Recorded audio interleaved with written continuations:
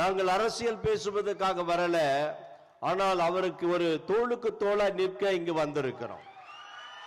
நாங்கள் கிறிஸ்தவர்கள் 234 தொகுதியிலும் இந்திய ஊழியர் ஐக்கியம், கிறிஸ்தவ ஊழியர் ஐக்கியம் என்ற ஒரு மாபெரும் இயக்கத்தை நடத்தி கொண்டிருக்கிறோம்.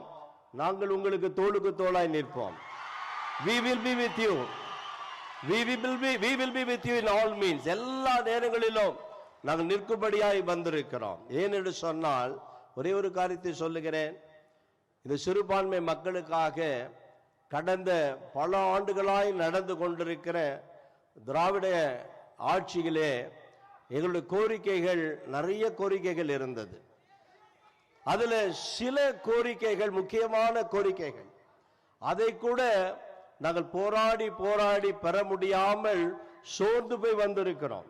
எங்களுக்கு ஒரு சில கோரிக்கைகள் இந்த அன்பு தளபதி விஜய் அவர்கள் மூலியமாய், புரட்சி தளபதி விஜய் மூலியமாய் அந்த கோரிக்கைகளை நிச்சயமாய் நிறைவேற்றுவார்.